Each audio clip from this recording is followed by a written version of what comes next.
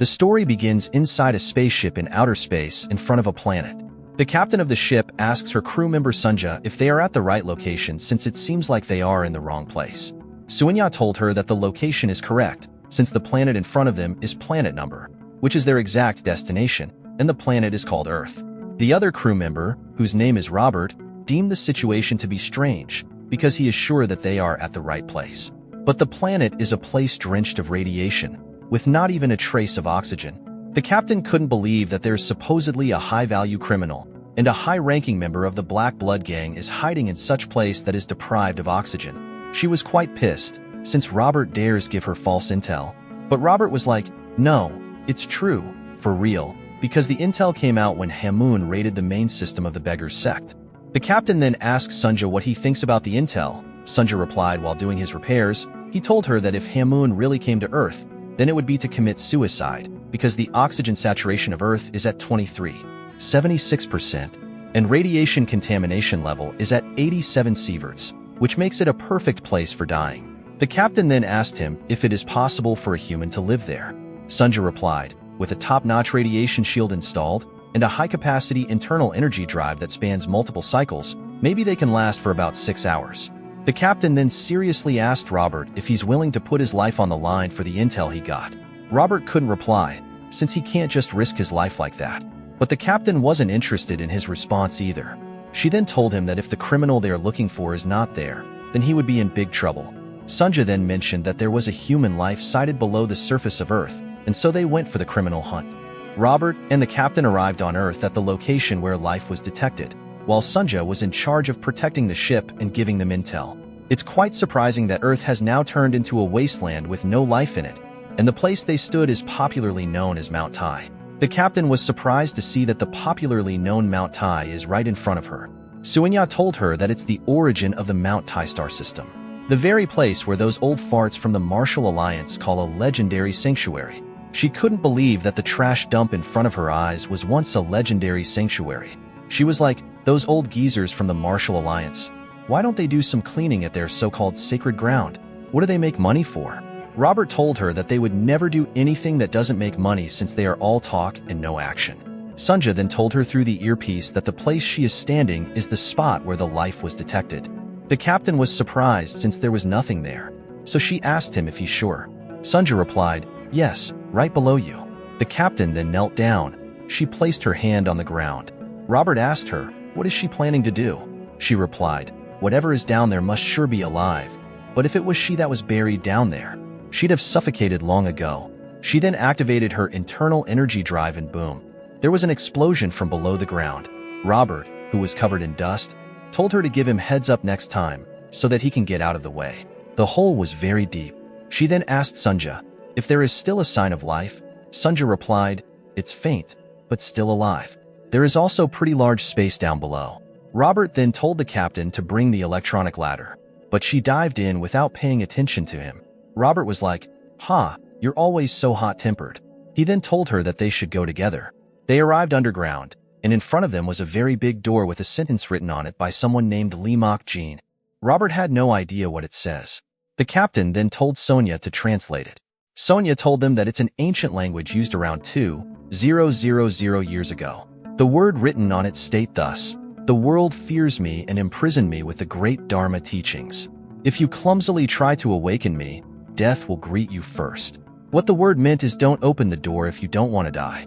Robert excitedly told the captain that the bastard criminal is hiding here because only someone like him would have the time for threats. But the captain told him that the threat wasn't from the criminal since it is written in an ancient language no one understands. Robert tried telling her that it might be possible, but she wasn't interested in the conversation, although she deemed it as a good sign because if the person that wrote the words on the door is threatening them not to open it, then there must be something valuable inside.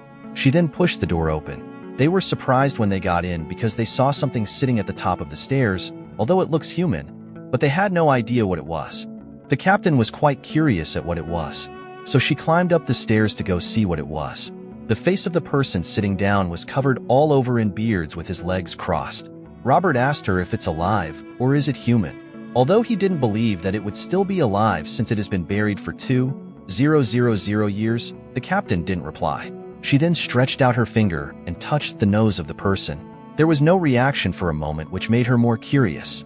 But to her surprise, there was a sudden electric spark. She couldn't believe her eyes. But as soon as she felt the blood lust that came out of the person, she immediately activated her magic power to counterattack. But it was useless. Rather, there was a sudden outburst of magic power that shot out through the hole all the way out of Earth into the space, and it almost destroyed their ship in the process. Suinya had no idea what is happening, so he asked the captain what is going on, and what the hell happened just now, but he didn't get a response. He called them multiple times through the earpiece, but there was still no response. The room was covered in dust, and within the dust, the captain coughed out blood, since she got an internal injury from that sudden explosion. She couldn't believe her eyes since she had no idea what just happened. In front of her was Robert laying down on the ground, unconscious. The unknown person then appeared in front of her. He said to her, "Who are you? Who dares to awaken me?" But the captain couldn't reply since she was still in shock. The unknown person wondered if she had come to challenge him. If that's the case, has a martial artist capable of challenging him finally been born?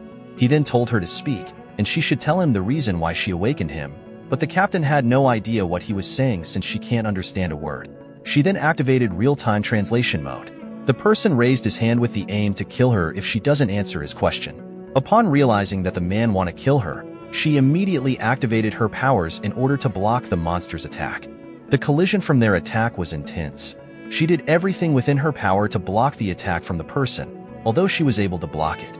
But she was breathing heavily, and she had no strength left to receive another attack. She also got a warning from the system on her waist that her drive has overload, and 2 cycles out of 14 has been used. So, she was told to please recharge her energy. She couldn't believe her eyes, since the person was still the same, even after she expended all of her energy. The person then said, "The skill you used is the Quantum Golden Summit Divine Art, and the Red Mist Divine Palm. Although they are the martial arts of the Im sect, but yours seems to have many impurities which suggest that you have learned it through theft. In other words, you are just a thief scraping by with grave robbing." The person was really furious, so he levitated upward since a mere thief dares to interrupt his eternal sleep. The captain was frozen in fear since she was unable to do anything against such terrifying being. But to her surprise, the person fell down. She had no idea what just happened. At the same time, Robert stood up. He told her that the person must have died since it was exposed to such radiation without a shielding field. It's only natural for the person to die, so it's surprising that it held out for a long time. But Sunja told them through the earpiece that the person is still alive. The breathing is normal, and so is the pulse. The captain was surprised, so she was curious as to why the person collapsed. Suinja then said, "It seems like it collapsed from energy depletion. The body is fine, but the battery inside its stomach is drained. That is to say, it fainted from hunger since it was starving." Some hours later, in their ship, Robert was in disbelief since the captain brought the monster on board instead of leaving it behind. He told her that she shouldn't have done that. She should have also seen his berserk earlier since it's worse than a cockroach exposed to radiation. At least a radioactive cockroach would be worth a few bucks. But the crazy monster isn't worth anything. So he asked her why the hell would she bring it along. The captain replied, "It's worth money and lots of it," but they had no idea what she was talking about. She said to them, "What is the most valuable cultural heritage today?" Sunja replied, "Ancient martial arts. The closer to the original, the more expensive it is." She told him that he is right, and judging by the circumstances, the person is likely an ancient martial artist from 2000 years ago, and 2000 years ago was a legendary period when martial arts were highly developed. Even the lowest class F-grade techniques from that era fetch at least 10,000 credits. But the person is not on the level of an F-grade, but an unimaginable grandmaster, at least S-rank or higher. Robert was quite surprised because if the person is truly an S-rank, then they'd be hitting the jackpot. But the question is, what if he wakes up? The captain boastfully told him not to worry, since what she used to bind him is a celestial silkworm thread used for spaceship repairs. Even the head of the Shaolin sect couldn't cut it.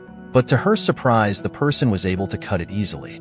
He furiously said to her while exuding a terrifying killing intent, "How dare you, lowly grave robbing thieves, try to desecrate me? I will tear you to shreds." The captain and Robert immediately went on a defensive position, but to their surprise, Sunja appeared before the person with the tray filled with sausages. They couldn't believe their eyes, but surprisingly enough, The person's anger calmed down and it was munching the sausage aggressively. They all stood behind while watching him eat. The captain then asked Sunja how he was able to come up with such an idea. Sunja replied, "He's been starving for a long time, so the best thing for a hungry beast is sausage." Some hours later, the captain explained everything to the person. They told the person that they weren't grave robbers, but bounty hunters who accidentally woke him up. And now this is the world 2000 years after his time. Humans, after harming each other to no end, destroyed the world and decided to live in the skies. Although things have stabilized since then, and they decided not to allow any weapons, including nuclear weapons, only allowing martial arts. The person was surprised since he had no idea what a nuclear weapon is. He then asked her what this current era is called. She replied, "This era is the year 1105 of the galactic calendar." The man was like, "Galactic? Does that mean you all live in the sky?" The captain replied yes. She told the person that he is quite lucky since he woke up after 2000 years, and he should be immensely grateful. The person lashed out. He told her to talk respectfully since he isn't someone that she should be talking to anyhow. He asked her furiously if she wishes to die since a third-rate grave robbers like them dared to deceive him. But they all pointed out their fingers at the same time, showing him what it looks like outside the ship. The person looked outside, and he couldn't believe his eyes. The captain then told the person that the place over there is where he lived, but now it's totally ruined. She then patted the person on his head while saying, "Now that you have seen it, do you believe us?" But the person replied while exuding his killing intent, "Even if I want to believe, I can't, since there is no way he can believe that the land he is standing on is round." The captain was quite disappointed at how astonishingly ignorant he is. Suddenly, Robert could smell something disgusting, and it was coming from the person's body. The captain closed her nose. She told him that he would learn the rest later, but first he should go take a shower. Maybe trim his hair in the process, since they would be staying together for a while. The person had no idea what she meant by shower, so she told him that he should take his bath, and so hours passed. They all stood in front of the door, waiting for the person to come out of the shower. Robert told the captain that she should have just let him leave his hair like that, since he is scared that something mummified might come out from inside. But to their surprise, the person was no other than a handsome guy with pecs and molded muscles. He came out while cleaning his hair. He then asked them if there was more of what he ate earlier, but they were unable to reply for a moment since they were still in disbelief. The captain was like, "Who are you?" Some hours later, they rode their ship through the Milky Way. The guy who is our protagonist was mesmerized by the view in front of him since it doesn't seem like the sky at all. Although he once lamented about the world's narrowness, but he never expected it to be vast and strange. The captain then pinched his cheek. She said to him, "How old are you? Just so you know, hibernation age don't count." Some minutes later, a cluster of star in the Milky Way, called Pleiades, inside Asteriad Space Tavern, a place called Wild Crane Inn. Our protagonist was aggressively eating the sausages. Robert couldn't believe that a human is capable of eating so much. Sunja told him that he did starve for 2,000 years. Robert was like, "So he has to eat 2,000 years worth of food," Sunja replied. Judging by his eating, that might be the case. And so our protagonist finished eating his sausages. At the same time, at another scene, the captain went to meet the Wild Crane innkeeper, popularly known as Wang the 18th. She told him that she is looking for a broker. They must be rich and tough, because what she is about to sell is extremely expensive and valuable. Wang smoked his pipe. He asked her how expensive must it be for her to be so frantic. She replied, "How much would a full collection of 2000-year-old martial arts manuscript be worth if they were all originals and all S rank?" Wang was surprised by what she just said. And so, some minutes later when she left the room, there was silence for a moment. One of Wang's guard then asked him if what she said is real. If that's the case, S-rank originals from 2000 years ago must be incredibly valuable, but Wang told her that it's worth 0 credits, because if such things existed, one book alone could buy a planet and more. And yet, a mere mid-tier bounty hunter like her claims to have found a bunch of them. He deemed what she said to be nonsense, so he told his guard to just kick them out. The captain arrived at her cruise table. She then asked Robert where Suanya went to. Robert replied, "She went to buy supplies." "Sorry guys, I have been calling Sunju a male instead of a female. I just noticed while doing my proofreading." Robert said to the captain, "Was the talk successful?" The captain replied excitedly, "It went well. He said he would contact us immediately when he finds a buyer." She looked at our protagonist. She was surprised to see that he ate all that food all by himself. Robert told her that luckily he just stopped. At that moment, the captain doesn't even know how to express herself, because if it weren't for the money she would have abandoned him. Suddenly, the door opened. Some people in purple and black came in looking all majestic and mysterious. The captain was surprised to see them, since they are people from the heavenly demon sect. The big guy looked around with something like a scanner on one of his eye, looking for someone. The captain and Robert was observing sneakily since the big guy is the leader of the Red Wolf Squad. His name is Sanjin Wuyu. Robert was surprised seeing the Red Wolf Squad since they are the inspectors of the demon sect, but he had no idea why they're here. The captain told him that they specialize in tracking, so they must be pursuing someone. She then told him not to make eye contact since it would be annoying. Our protagonist asked her if the demon sect she is talking about is possibly the Heavenly Demon Sect. She replied nonchalantly, asking him how he knew the Heavenly Demon Sect when he had been asleep for 2,000 years. Or does the Heavenly Demon Sect existed back then? But he didn't reply. Our protagonist was quite surprised that people aren't fleeing, because if they were truly demon sect members, people should be fleeing in panic. But the captain told him that there is no reason for them to flee. Although the Heavenly Demon Sect has its quirks, but they still pride themselves as the foremost orthodox sect in the entire universe, and they really are the best. Our protagonist was in disbelief since the Heavenly Demon Sect is now an orthodox sect. He was quite happy since his dream that always felt so distant and empty has finally come true. Wuyu was looking around the inn in search of someone. Some people looked at them confidently while others were hiding their faces. Wuyu then approached the man that was hiding his face. He told him to look up. The man looked up as instructed. His details then popped up in front of Wuyu's scanner. The man is a male, with an internal energy of 52.7 Celsius. He possesses a 5-star Blackbird martial art, and he is wanted on charges of robbery and assault, making him a level 2 criminal. Wuyu told the man that today is his lucky day since he's not their target, but he should go to the Martial Alliance and turn himself in since he is still a criminal, otherwise he will face the consequences. But something unexpected happened that he himself couldn't believe it. Our protagonist was patting his head. He was happy since the seemingly impossible dream of his has become a reality by the younger generations. His action made everyone to be surprised. Everyone in the inn couldn't believe that such a thing is happening in front of their eyes. Our protagonist deemed the younger generation feat to be admirable. He hugged the guy's head while saying, "How much suffering must these young ones have endured to achieve such a stature?" Wuyu was holding in his anger. He then asked the people in the inn, "Does this child have an intelligence issues?" Robert stepped forward. He stuttered. He told Wuyu that he doesn't have intelligence issues. It is just that his social skills are a bit lacking. Wuyu then said to our protagonist, "Child, you should know it's your lucky day today as well, because if I had sensed even a bit of martial art energy from your body, you would have already be shattered into pieces." He then tried taking away our protagonist's hand from his head, but it didn't budge. Wuyu had no idea what was happening since our protagonist isn't moving at all, no matter how hard he tried forcing him away. Even Robert and the captain had no idea what was going on. Wuyu realized that he was unable to use just raw strength to bring him off his body, so he activated his energy. His internal energy drive system activated his Blood Wolf demon art at the maximum level. He then told our protagonist furiously, while exuding a terrifying amount of magic energy and air, to stop messing around. Everyone was surprised at what was going on. Even his underlings were like, "Ugh." Our protagonist swiftly returned to where the captain and Robert is standing, completely unaffected by Wuyu's outburst of power. Even Wuyu couldn't believe his eyes. The captain was like, "It seems Wuyu isn't in good shape." Wuyu then asked our protagonist for his identity. He couldn't believe that he is still alive, since he clearly intended to kill instantly with his outburst of power. But to his surprise, when he tried pulling out our protagonist's details, he realized that everything about him was unconfirmed.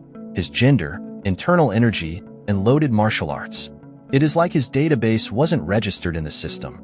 He couldn't believe that a pure natural being with zero internal energy is still alive after receiving an attack from him. Our protagonist said to him, "It seems like you just used the Blood Wolf demon art. It's one of the lower level martial arts among the heavenly demon body cultivation arts. But still, it's commendable that it's been passed down until now. However, it's a pity that your internal energy and chi are not in harmony, since it seems like the training method is flawed. But meeting me today is the opportunity of a lifetime for you. So let me personally correct it for you." He then stepped forward. But unlike other manhwa where the guy would immediately go down on their knees to bootlick our protagonist immediately as they realized his deduction was correct, Wuyu called him a lunatic. He then activated his energy with the aim to kill, but as he tried using his red wolf demon claw first form to attack, our protagonist dodged it without taking a step. He launched multiple slashes, but it was still futile since he was unable to touch not even our protagonist's clothes. He switched his technique to Red Wolf Explosion, but the result was still the same. Seeing that it didn't work, he switched to Red Wolf Tremor Wave and Red Wolf Ghost Claw, but he was still unable to land a hit since our protagonist was faster than he can imagine. Our protagonist began observing Wuyu's strengths and weaknesses while dodging his attacks, but he noticed that he had enough internal energy with precise form. However, something is wrong, and as soon as Wuyu tried to strike again, our protagonist grabbed his head and slammed it into the ground. He told him to stop with his nonsense since his skills are crude. Everyone in the inn were in disbelief, and no one could believe their eyes. Our protagonist then told Wuyu that although he have learned the skill properly, but he learned it without understanding it. He then told him that true martial arts are not just about imitating, but it is about adapting and making them your own. He then told him to get up if he understands, but there was no response. Like, how the hell do you expect him to get up when you use such force to slam his head into the ground? His underlings were also in disbelief, but they all rushed out to take him down since he dared lay a hand on their platoon leader. But what happened next was quite brutal. Some unknown hours later, in the Heavenly Demons Sect District 32, the brutal scene that happened in the inn was replayed. It was really shocking. Even the commander of Heavenly Demons Sect District 32 couldn't believe his eyes. Wuyi was knocked out cold, together with his underlings. The Heavenly Demons Sect District 32 commander, whose name is Zhang Ritake, deemed the occurrence to be unbelievable when he saw what happened through the inn's camera. The man who came to make the report told him that fortunately, Wuyi and his squad only suffered severe bruising. Their lives are not in danger. But Ritak didn't deem it as a fortunate event, because they miserably lost the fight against a mere unknown stranger. The man who came to report is Senior Elder of District 32, whose name is Joe Chunrock. Ritak said to Chunrock, "Is it true that he's not registered in the Martial Alliance database?" Chunrock replied, "Yes. However, his companion were registered. They are a group of bounty hunters known as S-Devil. They mainly clean up B-class or lower petty criminals. The team is led by a person named Seryung. She is nicknamed the Blazing Devil, and she's a well-known bounty hunter, straddling both orthodox and unorthodox worlds. Although after the incident, they left Wild Crane Inn, but they can still be tracked." Chunrik then asked the commander if they should send a pursuit team, but the commander replied no, he would handle it personally. The commander stepped forward. He pressed the green button in front of him. A screen displayed. Someone then appeared in front of it. The person said to the commander, "It's been a while. Is there perhaps a request you have for our Greenwood group?" Some unknown time later, the captain and her crew was driving their ship through the Milky Way. Our protagonist was holding a knife and a fork while waiting for his meal. At the same time, the captain and Robert stood in front of him while observing him. Robert said to the captain, "Be honest, you are just as scared as I am right now," but the captain had no idea what he's talking about. Robert told her that it is surprising at how strong our protagonist is, since he was able to slap down Wuyu and the Red Wolf platoon with one blow, despite them being an A-rank martial artists. The captain boastfully said that she could also win if she fought them seriously, although they might be a rank, but they are at the lowest level of it, Robert added, saying that he might be able to scratch them a little bit if he puts his life on the line, but our protagonist swatted them aside like flies. The captain then walked towards our protagonist. She slammed her hand on the table, and she told him that they need to talk, but our protagonist seriously looked at her. He told her that he would talk only if there is food, but she sat down, crossed her legs, and she insisted that they should talk first before food. She then said to him, "What's your name?" But Robert told her that he'd suggest she use honorifics first, but the captain didn't listen. She then said to our protagonist, "Are you deaf? What's your name?" But there was no response. Suinya then arrived with a tray full of sausages. Our protagonist looked at it, but the captain told him not to even think about eating the food until they are done talking. She then asked him for his name again, but there still wasn't no response. Robert then told her that she should at least let him eat comfortably first, since it said not to bother even a dog when it's eating. But the captain didn't care. After a moment of silence, our protagonist told her that his name is Lee Mokjin. From now on, as a means of reference, we would be calling our protagonist Mokjin. And as for the captain, we would be calling her Sir Young, since that is her name. Sir Young then asked Mokjin about his identity, or what his past profession is. But there was no response for a moment. Mokjin then replied, "My past profession is the Supreme Heavenly Demon." Seryong was like, Did you just say supreme? What the hell is this guy spouting? Did we feed him bad hot dogs or something? But suddenly, the ship emergency alarm started ringing. Seryong and Robert was surprised since they have no idea what is going on. Suinya, who was in charge of the ship's security, told them that someone is targeting them at a close range. Seryong hurriedly rushed to see what is going on. She said, "I knew it. It must be the Heavenly Demon Sect. They must have come for revenge since Mokjin beat up the Red Wolf platoon." But Sunja told her that the people attacking them is not the Heavenly Demon Sect. Rather, it's the Greenwood. Their ships were surrounded by multiple fleets. At the same time, within one of the ships, standing in front of the main ship, is the leader of the Galaxy Division of the 72 Strongholds of Greenwoods, with a known nickname, Black Tiger of the Crescent Moon, Kim Sung-bom. A man reported to him that the S-Devil ship has been confirmed, and the bounty targets has been surrounded. He then asked Songbom if they should fire the EMP capture round. Songbom didn't reply. He then asked him if the ship they surrounded is really owned by bounty hunters. The man replied, yes. According to their investigation, they mainly operate on the outskirts of the galaxy, and their leader is someone called Blazing Devil, Seryong. Songbom was wondering why would the Heavenly Demon Sect bother with such a small group.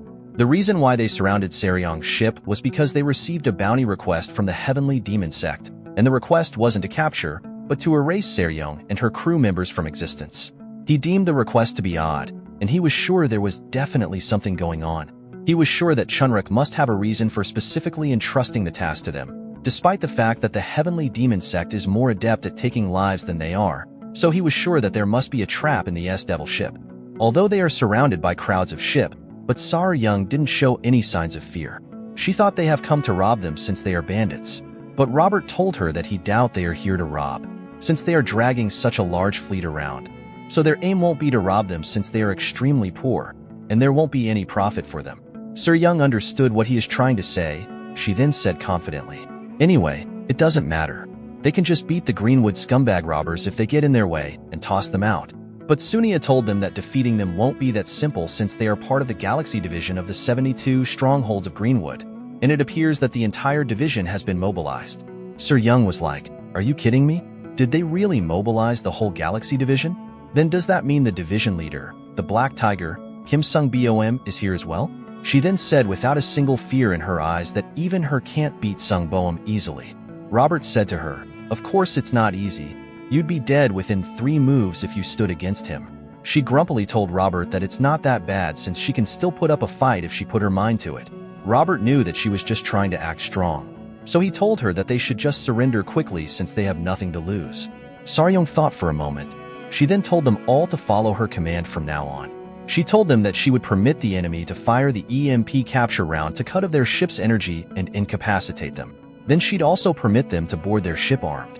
They'll let them search the ship and also donate anything unnecessary for survival, if the enemy wants it. Robert was like, "The fuck you saying? How is what you said different from surrendering?" Amidst the chaos, Mokjin was amazed at the beautiful view in front of the ship. Sae Ryung then approached him. She patted his shoulder continuously. She told him that the ship will shake a bit when the EMP hits, so he should not panic, since there would be no destructive power shot at them because of the space laws that forbade using of destructive power to fight. She then left him since he doesn't seem to understand what she is saying. On her way, she told him not to interfere because the enemies would leave once they take what they want. But if fight breaks out and things escalate, she won't be able to guarantee their survival. She nonchalantly asked Suinya if their ship has already been locked on. If that's the case, they should brace for impact. But Suinya shockingly told her that what they are firing at them wasn't an EMP, rather it was a ship-destroying photon cannon, which indicates that they are planning to kill them. At the same time, on the Greenwood ship, the man told Sung-bom that them using the photon cannon violates space regulations and it might cause trouble later, so he suggested that they should quietly capture and dispose of them. But Sung-bom told him, no, he have a bad feeling about the mission, so it's better to just blow them to dust since they can shift all the responsibility to the client, the Heavenly Demon Sect, and so he told him to fire when ready. At the same time, on S-Devil ship, Se-young panically asked Sunja if they can warp out and escape. Sunyi replied no, since they are surrounded on all sides. She asked again if they can block the attack with the shields. But Sunyi told her that it's not working since they sold some ship parts for living expenses. Seryong was like, damn it, we are fucked. At the same time, the photon cannon energy was fully charged. Sung Bom then gave the order to fire it, and so, boom, the energy was shot directly at their ship. At that moment, they were all hopeless, and they have accepted death. There was an intense explosion from impact, but to Sungbom's surprise, the ship came out unarmed since it was blocked by another big ship, and the ship belongs to the girl with a spear on her hand. The girl is known as Elena, but she is popularly known by her nickname, the 8-foot fighting ghost. Previously, the ship-destroying photon cannon was shot at the S-Devil ship, although it was supposed to be an instant kill, but the S-Devil ship was protected by Elena, the 8-foot fighting ghost, and an S-rank bounty hunter. Sir Young, Robert, and Mok Jin were surprised to see Elena. Even Sungbom had no idea why she is here. The ship driver told Sungbom that the shield she used to block their attack is a terraformation-grade shield. Although it's a powerful shield, but they can penetrate it if they max out the photon cannon output. So he asked Sungbom if they should recharge. But Sungbom told him that them starting a space war just to deal with a cockroach is not a wise decision, because Elena isn't a person that they can handle easily. So he told the driver to activate the teleportation for him to go meet her. Sung Bom then wondered why such a monster like Elena came. At the same time, Robert was surprised to see the popularly known 8-foot fighting ghost Elena, an S-rank bounty hunter who is also unpredictable that even the leader of most sects avoid her. So he asked Sara Young if she knew why she is here, but Sara Young didn't know either. What's more puzzling is that she saved them if she hadn't blocked a photon cannon. All of them in the S-Devil ship would have been atomized by now. Sungbom teleported out of his ship to come and see his sister Elena.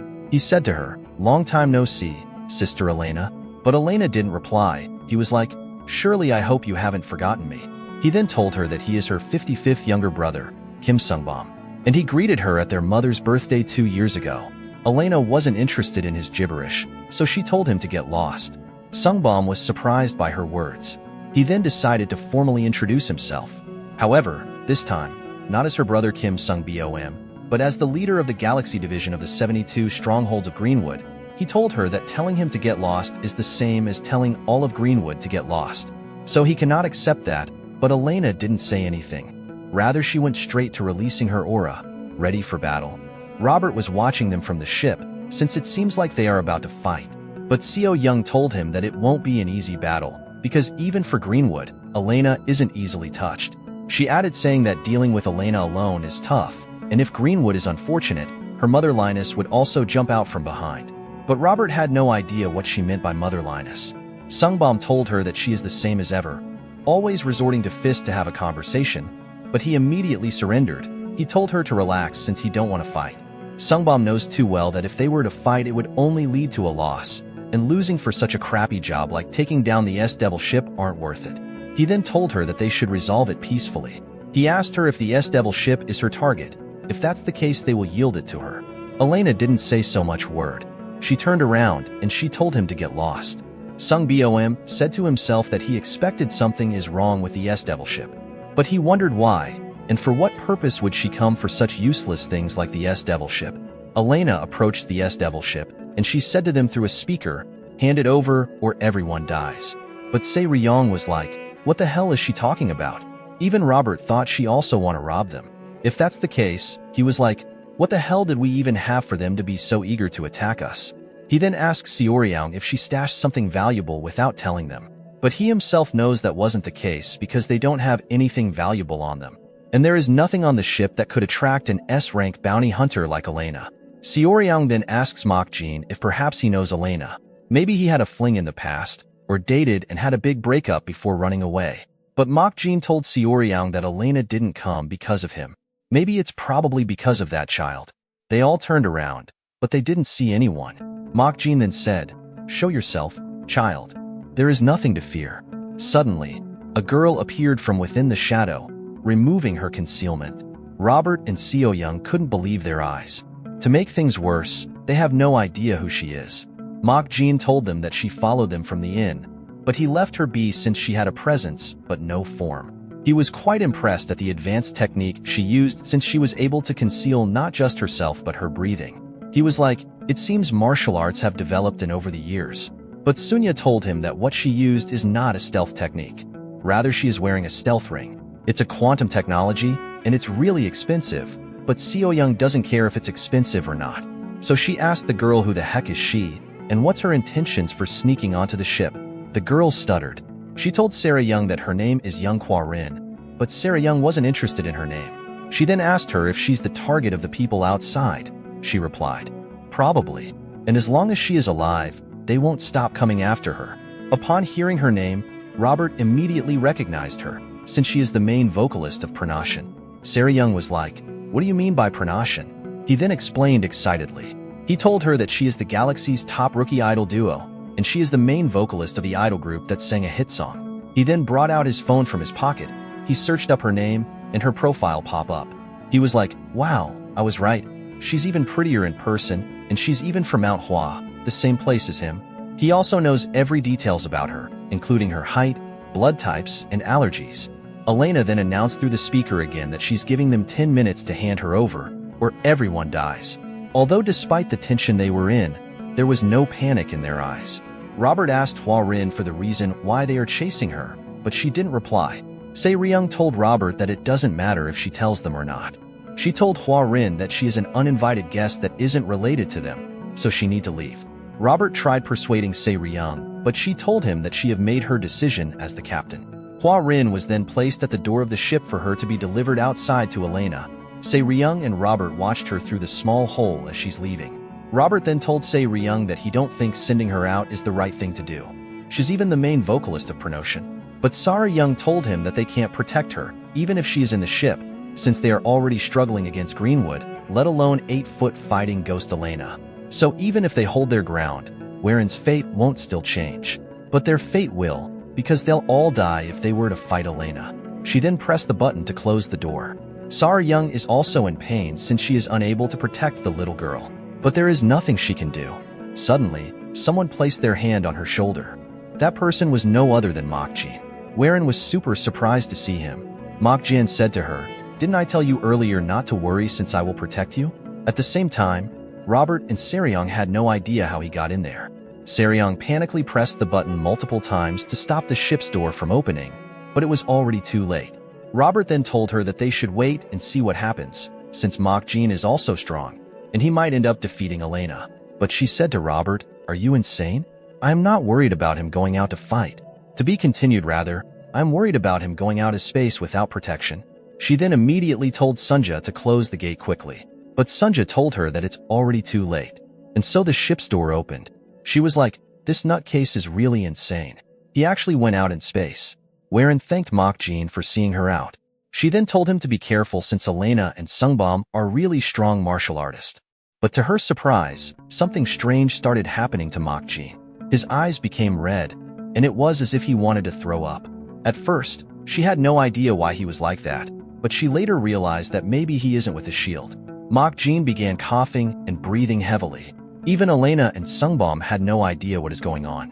Mokjin's face suddenly swelled, as if there is a huge pressure crushing him. After a few seconds of struggling, his face becomes somehow frozen and he went unconscious. Saryong immediately arrived on site. She put something on his face and she activated nanoshield. She worriedly told him to wake up and he should breathe if he is alive. But to her surprise, Mokjin woke up as if nothing happened. He asked her what the hell is she doing, but she didn't reply. She quickly pulled back her hands since her pride wouldn't want him to know that she was worried about him. She then asked him if he is crazy for coming outside without a shield. The temperature outside is minus 300 degrees, and the pressure would burst his internal organs within 10 seconds. He looked at her, and he told her that she worries for no reason, since he is a supreme being of heaven and earth. So nothing in this world can threaten his life. At the same time, Robert, who was watching how Saryong was carrying Mokjin to meet Elena, was thankful that she wasn't too late to provide Mokjin with a shield, but Sunja told him that she was very late. Even the greatest master can't withstand space without a shield for less than a minute, but Mokjin endured it for 6 minutes and 13 seconds. Moreover, all his organs are normal. That shows that he have far surpassed human limits. They arrived at the place where Elena and Sungbom was. Seoryang could feel how powerful Elena's aura was, which proves that she is truly a fighting maniac. Even Sungbom was exuding a very domineering aura. She then told Mokjin not to cause any trouble, and he should not intervene, since she would handle it herself. And so she immediately began ranting. She was like, "Nice to see you. I have heard a lot about you too. But seeing you in person is even better." She then asked them if they knew her. She told them that she is Seoryang, the leader of the S-Devils, the Blazing Devil. But there was no response from either Elena or Sungbom. It's as if they weren't interested in her bullshit. At the same time, Waren held Mokden's hand looking all scared, but Mokden told her there is no need to be nervous since he is with her. Waren then said to him, "The woman Elena is not human, but rather she is a fighting ghost. Ever since she was young, she's been traveling the world looking for opponents, but no one has survived meeting her. She even built a spaceship as a fighting arena, just to travel and fight." Mokden was impressed at such a remarkable child, because a young one dedicating their heart and soul to martial training is indeed a rare talent. At the same time, Seryung was telling them that whatever the case may be, they should talk peacefully as fellow Central Plain people, but Elena told her that she only talk with her sword. She then sent a flying sword energy towards Seryung. There was an impact, but for a moment there, no one knew if she was hit or not because of the smoke and air. And after waiting for a moment for the smoke to subside, Seryung jumped back to the ship unarmed. She shouted at Elena for attacking abruptly, since she told her that they should talk. So why the hell is she swinging her weapon out of nowhere? Sungbyeom was impressed at Seryung. Although it wasn't Elena's full power, but it's still not an easy attack to dodge. He said to himself that although she's impressive, however, it would have been better not to dodge. Because her opponent, Elena, is a mad scorpion that gets more poisonous the more it's provoked, which would eventually make her death more painful. But what surprised them all the most was seeing Mokjin and Waren alive. Waren was coughing because of the dust, so Mokjin tapped her back to calm her down. He told her that she shouldn't get scared over such trivial matters, since it's just a childish prank, although the attack looks grand. But it's just a noisy firecracker. So he told her to keep regulating her breathing. At the same time, Sungbom was like, "What the hell just happened?" Judging by the position, Mokjin must have been in the way of the attack, so how the hell is he unscathed? At the same time, Elena began activating her energy for another attack. She decided to tread carefully since Mokjin was quite mysterious. Mokjin then stepped forward, although Seryung told him not to get involved, but he didn't listen. He then said to Elena, "Child, what business do you have here? If you have something to say to Hwarin, you should speak to me instead, because Hwarin is under my protection, so any business with her goes through me." At the same time, Sungbyeom scanned Mokjin to see his data, but there was no data available on Mokjin, nor did he equip any internal energy drive. And upon seeing that Mokjin has no identification and no internal energy drive equipped, he wondered if Mokjin is a nameless natural from the outskirts. Mokjin then told Elena to leave if she have no business, but suddenly he was attacked, and the collision after impact was intense. Se-ryong, Sungbyeom, and Hwarin were also surprised at the sudden attack. For a moment, no one knew what happened. All they could see were two kinds of energy clashing together, but to their surprise, Mokjin blocked her spear attack with just one hand, as if she is nothing but a roadside fly. So he asked her if the reason why she came was to fight him. At the same time, Sungbom was in shock to see that he deflected the fighting ghost Elena's strike with just a palm. What's more shocking is he did it without internal energy. Mokjin then said to Elena, "There is something odd about you. You utilizing the radiant sword technique of Dian Kang's sect with a staff is one thing, but channeling the Shaolin's great Brahma divine art for internal energy is surprising. Moreover, what surprised him the most is the fact that she's so young but already has internal energy surpassing that of 3 cycles, so he wondered if she experienced a fortunate encounter or something else. Just so you guys know, a cycle is equivalent to 60 years worth of energy, so since she has 3 cycles, she should have 180 years worth of internal energy." Elena then increased her internal energy drive to operate at 90%. Mokjin was quite surprised at the fact that she was able to switch her internal energy to Wudong's Red Sun Divine Art with just her 3 cycles of energy. But surprisingly enough, she didn't stop at that. She increased her internal energy drive to be operating at 95%. Even Sungbom was impressed at how incredible she was, so he wondered if she's always this strong. Mokjin realized that she is going all out, so he decided to get serious a little bit. At the same time, Elena, who was busy increasing her energy, got a warning sound from her ring. Going back to the past when she was about to venture out into the world, her mother told her that she won't stop her if she have made up her mind, although any fight that furthers her training is permitted. But death is not allowed. She told Elena that she is already strong to face the world, because throughout the entire world, there are less than 10 martial artists who can harm her, and even they cannot push her to the brink of death. But she told her to remember one rule. She placed a ring in her hand. She then told her that if the ring sounds, then she must flee no matter what. Because the ringing sound means the opponent is beyond her reach, and if she was to ignore the warning, she'd surely die. At that moment, when she looked Mok Jin into the eyes, voices in her ears were telling her to run away with her tail between her legs without hesitating. They told her to know her place, to just hide away and live since there is nothing she can do. She remembered being introduced to her siblings by her mother. She told her that although they have different fathers, but they were all born from her womb, and since they share the same blood, she told them that they should stay close to each other. But at that moment, when those thoughts were coming into her head, she increased her internal energy drive all the way to 120%. Mok Jin was quite surprised, not just him. Everyone on site was surprised at her sudden surge of power. Surprisingly enough, she completely transformed into a more powerful being. Mok Jin was impressed at her unheard-of talent, since she was able to undergo transcendental awakening with just a mere transformation. That was when he realized that years has passed. Same goes for martial arts. But her power is a bit too much for her to handle. Elena then charged forward to attack him. She got close and she swung her staff at him, but he dodged her first strike since it's the chaotic storm sword technique of a mace sect. She used another attack, which is the sun and moon twin wheels of the Kunlun sect, but he was still able to dodge it. At the same time, her energy drive increased to 125%. The force from her attack increased, but Mok Jin dodged it because he was familiar with all the techniques she was using. And now she is using the sun-piercing spear technique and the falling sunblade technique of the Dienkong sect. Seeing that she was still unable to land a hit on him, she increased her energy drive to 140%. This time around, her energy transformed into a blazing storm, sending out multiple attacks. And it's the technique called the dog-beating stick technique, and the drunken 8 immortal step of the beggar sect, and the 4,000 red needles of the esoteric sect. After all her attacks combo and combination of different techniques, he was still able to dodge her attack with no stress at all, as if he was toying with her, and now she increased her energy drive to 170%. But Mok Jin wasn't interested to play with her anymore. He then unleashed an attack with just a swing of his hand, and bang! There was an explosion from their collision. The area was covered in smoke, and for a moment, no one knew if the battle has ended or not. But to their surprise, she came out unarmed, and she undergo another transformation. This time around, it was more like an Azura descent.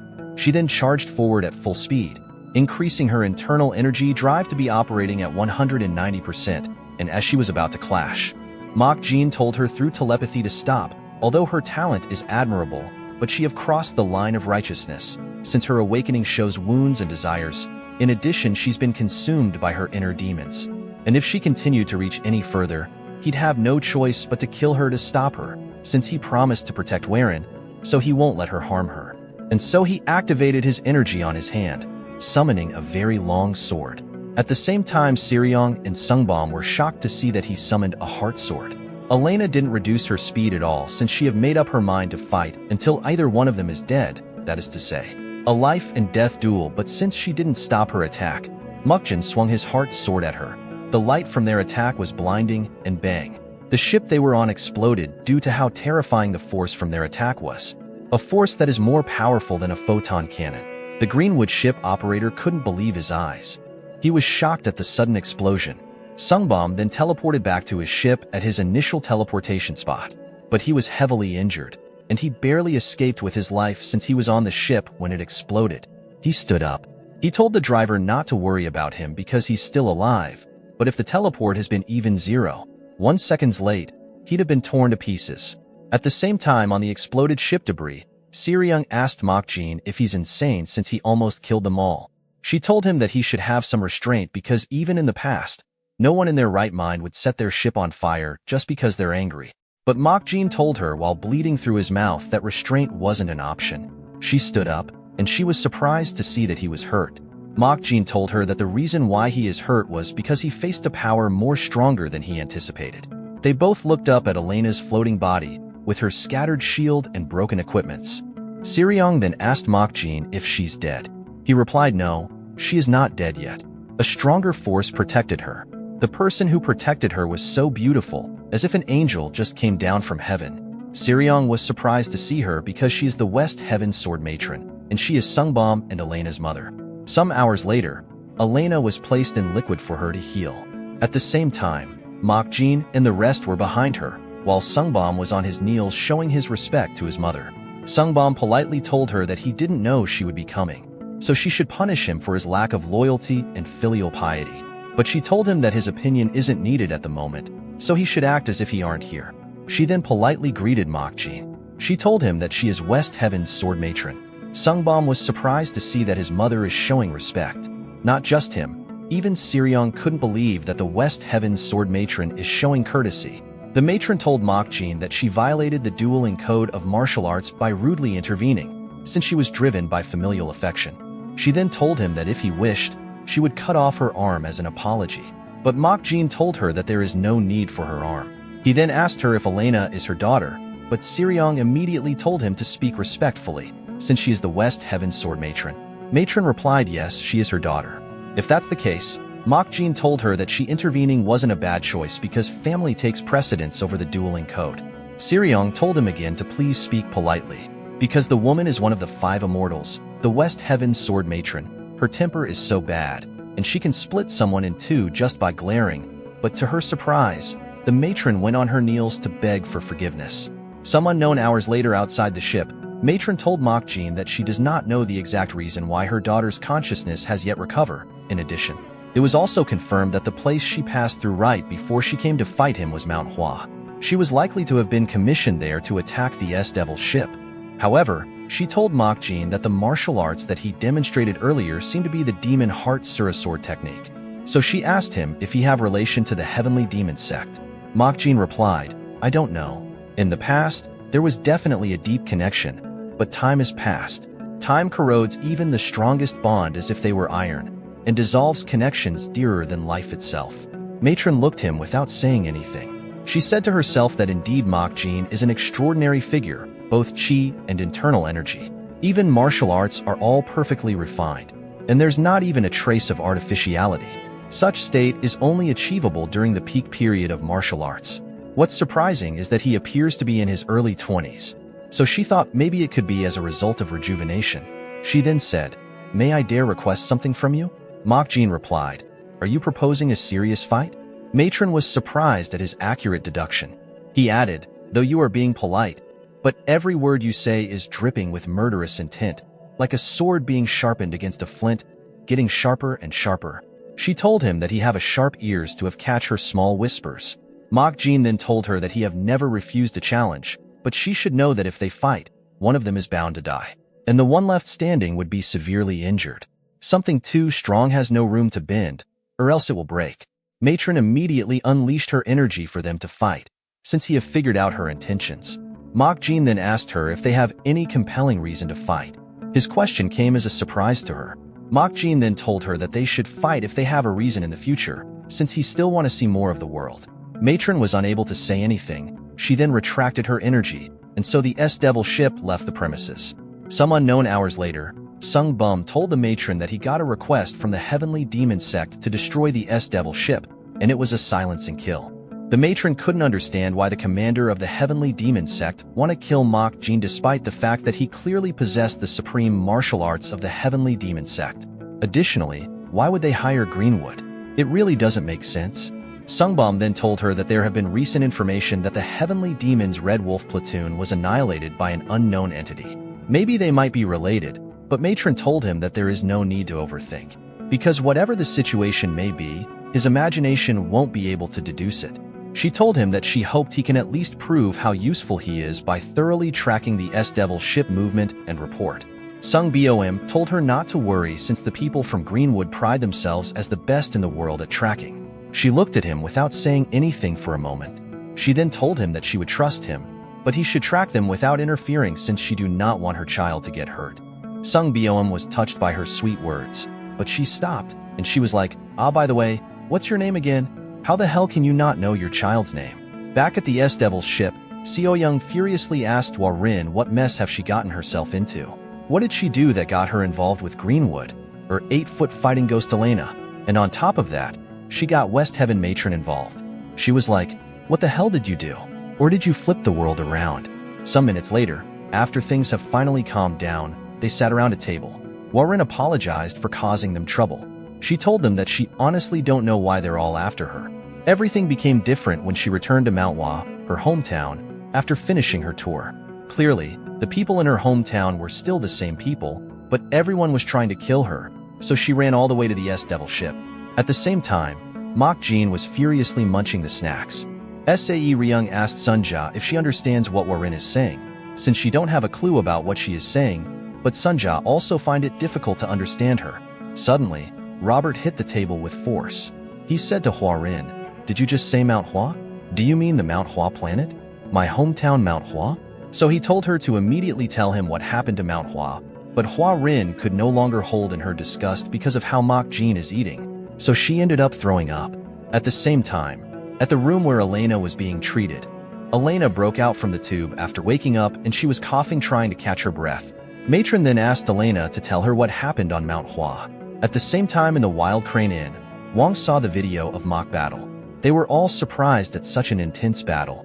He then remembered Saryung asking him how much would a full collection of 2,000-year-old martial arts manuscripts be worth if they are all original and all S rank at that moment. He said to himself that if what Saryung said is true, then they would be making a fortune. At another scene at the Heavenly Demon Sect District 32, Ritak couldn't believe his eyes when he saw Mok Jin in Elena's battle clip. He had no idea what the hell is happening. At the same time, someone said to him, "What do you think? Isn't it a familiar martial art?" That someone was no other than the matron. Ritak told her that he acknowledged that it is a level of martial prowess never seen or heard before, but he don't understand why she said that the martial art Mok Jin used is familiar. The matron looked at him without saying anything. She said to herself that it seems like he really doesn't know anything about Mok Jin. She then said, "Then why did you pursue that person, especially with Greenwood's involvement?" Ritak replied. He told her that it's an internal matter of the sect. Even if she is the sword matron who rules over the West Heaven Cosmic Code, it's not something she should concern herself with. But suddenly, in just the blink of an eye, Ritak's neck was cut. The cut was so fast that it took some time for him to realize he was cut. Although he was bleeding, but it wasn't a deep cut. He held his neck, and he asked her if she is declaring war against the Heavenly Demon Sect. She replied while smiling, "Do you think I of all people would fear bloodshed?" Her words made Ritak remember that she's a woman who devoured her own children because of her obsession with martial arts, and she's not one to act based on profit and loss. Matron activated her sword energy. Such ferocious yet subtle energy is capable of splitting the oceans and cutting mountains. She then told him to answer him or die. "Do you think I, of all people, would fear bloodshed?" Ritak replied, "Isn't the choice obvious? Even if all 1076 martial artists of District 32 attack together, there is no way they can surpass the West Heaven Sword Matron." He then activated his own energy to begin battle. He told her that she should hurry up and cut down all 1076 of the martial artists if she plans on doing so. Matron said to herself that the story about Heavenly Demon Sect getting tougher each passing day seems to be true. She then said, "The technique that the person is using is the Demon Heart Surasword technique." But Ritak had no idea what she meant by that. She then told him that the heart sword that cut down her daughter was the Demon Heart Surasword technique, which is second in the Heavenly Demon Sect's martial hierarchy. But Ritak told her loudly that it's impossible for that to be the Demon Heart Sura, because the Demon Heart Surasword technique has been a lost martial art for thousands of years. It exists only in legends, and no one in their sect have ever practiced it. She told him that it's not her problem if his knowledge is lacking, but she have told him what she know. She then decided to ask him again for the reason why he sent a kill order for Mok Jin. Ritak was speechless for a moment.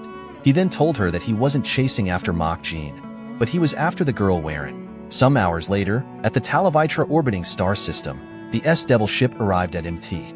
Hua planet. They scanned through Hua Hum County with their surveillance camera, but it's surprising that it looks completely empty. Saryung asked them for the reason why it's empty, or as it may be in holiday, but Robert told her that might not be the case because all the store doors are open. Suinya added. She told them that the town has over 10,000 inhabitants, but there's no signs of life at all. Robert was anxiously shaking Saryung.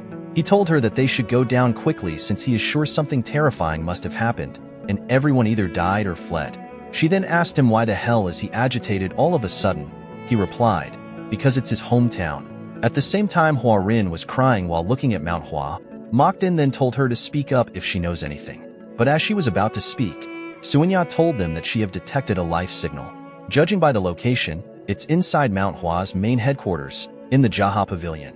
Saryung was surprised when she heard Jaha Pavilion, since it's the place where the leader of the Mount Hua sect resides. Suinya told them that although it's just one person, but the person has a very strong life signal. It seems like Warin knew something, but she isn't saying it. And so they all went to Jaha Pavilion. The pavilion was covered in fog, and only some part were visible. At the same time, Se-ryung asked Robert why he's suited up that way. He told her that he came to fight whoever it is that dares to mess with his homeland. Se-ryung asked him if his suit is still functional, since he stashed it away in the warehouse as soon as he got discharged. She even thought he have already sold it off. But he told her that he would always be a special forces soldier, even if he have retired. Se-ryung then asked Sunja if she's still detecting a signal. Sunja replied, yes, however, the life signal is getting stronger. It might not even be human. So she told her to be careful. Se-ryung then told Sunja that they should first deploy reconnaissance drone, since they need to identify what it is. But upon hearing that the thing inside there aren't human, Robert ran in at full speed in order to kill the monster. Se-ryung didn't stop him. Rather, they decided to be on alert and follow him. They walked for a while, but suddenly, within the tunnel, a huge outburst of fire energy was shot at them. On a normal setting, such firepower would have taken their lives, but Mok Jin was fast enough to save them. Se-ryung had no idea what the hell was that. But what surprised her the most was how Mok Jin threw her to the ground. And so they went to the place where Robert was. Robert was covered in smoke because he also blocked the fire that was shot at him earlier. Se-ryung had no idea if he is dead or alive since he wasn't moving. She then asked Sunja if he is dead. Sunja replied, no, he's fine. Luckily, the combat armor did its job, and the reason why he aren't answering is because he's probably just scared out of his mind. Mok Jin stood alone while looking up. There was something like blossoming flowers that suddenly filled the room, and in front of him is a man exuding a very terrifying amount of energy. But Mok Jin stood still without saying anything. Se-ryung then asked Sunja if the man is the source of the life form signal. Sunja replied yes, if the data is correct. The man is the leader of Manhwa, popularly known as the Flourishing Blossom Sword Sovereign, Yang Jiaxin. Mok Jin touched the flower. He told them that the fact that the plum blossoms opened from the heat means he have achieved the peak of the plum blossom heavenly fragrance heart technique. But he has no idea why the plum blossoms bloomed in purple. He then deduced that the plum blossom heavenly fragrance technique has mixed with the purple mist divine art. If that's the case, then things aren't looking good. At the same time, Hua Rin was crying because the man over there is her dad. Se-ryung asked Mok Jin, what is the problem with Jeek San, and why is he in such a state? Mok Jin replied, he told her that the plum blossom heavenly fragrance heart technique embodies extreme yang, while the purple mist divine art embodies extreme yin. Thus, even the elders of Mount Hua can only choose one to master. He was like, if extreme yang is fire and extreme yin is water, what happens if they mix? So he told her that when a martial artist's desires surpasses their limits, a demon takes root in their heart. While talking, he activated his energy in his hand to prepare for combat. He told Se-ryung that the person sitting over there is no longer human, so she should take the others and flee because the fight won't be an easy one. Even him can't guarantee their safety. But Warin didn't listen. She immediately ran towards her dad. Although Se-ryung tried stopping her, but it was already too late for that. At the same time, Mok Jin activated his energy to prepare for the worst. Suinya was also watching what was going on, and she was sure that it was dangerous. But as soon as the timer reached 18 hours, not like I know what that means though, she hugged him tightly. No one knew what was going on because as soon as she hugged him, everything changed. Jiaxian even hugged her back in return. Se-ryung was like, what the hell is going on? Suinya told her through the speaker that the world has returned to normal, but Se-ryung had no idea what she was talking about. So Suinya told her again that things have returned to normal since she can now see people on the street, and the people who disappeared have appeared all at once.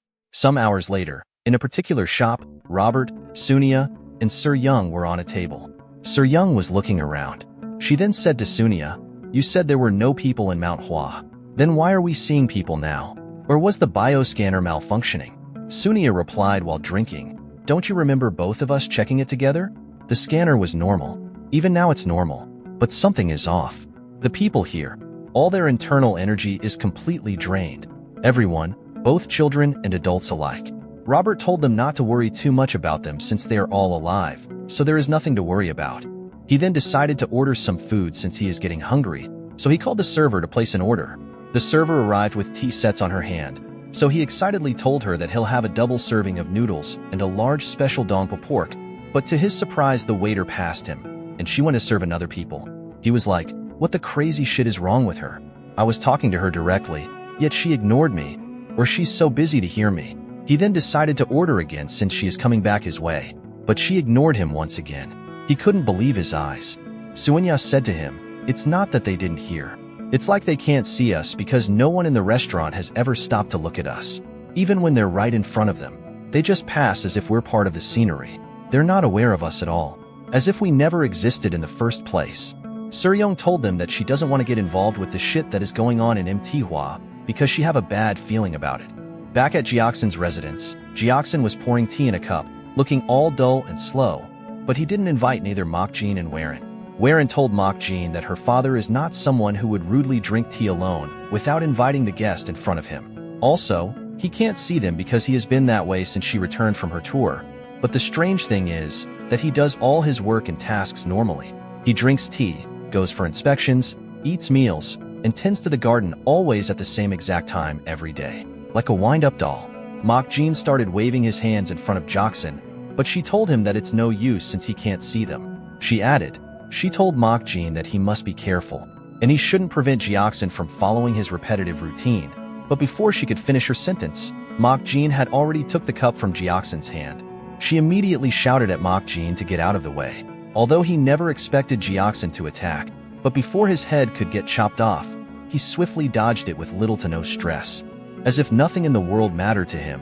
But the attack didn't stop there. Jiaxin launched multiple sword strikes, but Mokjin wasn't your average Joe. The faster Jiaxin attack was, the more faster Mokjin becomes. Honestly, this guy's facial expression is quite annoying. As soon as Jiaxin was about to launch another attack, Mokjin told him to stop since it's dangerous. So he stopped the attack with his palm. The impact from the clash was quite intense. Even while Rin could feel the force from their attack despite their distance. Suddenly, there was a reaction from Jiaxin. Mokjin was like, it's that reaction again, exhibiting both extreme yang and extreme yin together. While Rin shouted out, she told him that he should return his teacup to him. If not, he'll rampage even more. While Rin was busy making her noise, Mokjin knelt down. He then said, when surpassing an unreachable limit, the human body cannot withstand it. The principle should be either they fall into inner demons, or their body bursts like a balloon, and they end up shredded to pieces. It should be clearly an impossible realm, and now the Jiaxin in front of him is human, yet not a human. So Mokjin was wondering, what is the story behind what is happening? Warren worriedly told him to hurry up and return the cup since it's about to get more dangerous. And as soon as the plum blossom attack was about to explode on Mokjin carried the cup, and he threw it with a huge amount of force. The cup passed through the plum blossom flower that seems like it was about to explode, breaking the momentum of the plum blossom, and it went directly to Jiaxin's hand, and so everything stopped, and things returned to normal as it once was. Jiaxin then continued his usual pattern. Things dialed down. Warren was telling Mokjin that after finishing her interstellar tour, she came back home half a month ago, and everything had changed like that. She noticed that the people in the city have turned into wind-up dolls, repeating the same things at the same time, in exactly the same way. And if that repetition is interrupted, they stop. Now, Robert has interrupted one of them because he wanted to ask him what the hell is going on in the city, but to his surprise the person stopped moving. Not just him. Everything in the city stopped, and then they all disappeared. Robert was like, what the hell just happened? He then asked Sunya if it was a teleport, but Sunya didn't know either. Sir Young was like, what do you mean you don't know? If you don't know, who else would? Sunya told them that judging by the particle's waveform, it seems like teleportation, but the scale is too large for it to be a teleportation. But suddenly, she told them that all signs of life have disappeared from the entire planet. This wasn't really a good thing. Not that it wasn't really a good thing, it wasn't a good thing at all. Rather, it was the worst-case scenario they could ever expect, because when everyone disappears like that, those things appears. Just like how Hua Rin have said, the things suddenly appeared. They were like, what the hell is that? Robert told them that he's not sure either what is happening right now, but he think they're in a very dangerous situation. Sir Young was surprised to see those things since they are androids, but she have no idea why they all looked half-finished. Suenya told her that they're not androids, but they're construction droids. They are models created for simple labor like planetary development since they are early model, and they are equipped with low-capacity AI, so their cognitive abilities are limited. Seryung was like, oh, so they're just construction robots, so she freaked out for nothing. She then told them not to worry because, according to the 3 laws of robotics, droids can never harm a human. But what surprised Robert the most is the fact that the droids are holding swords. Seryong told him that they're probably using them in place of tools. She then walked toward the droids. She was like, hey, there are people here, so move aside and find another path. Stop crowding around and scaring people.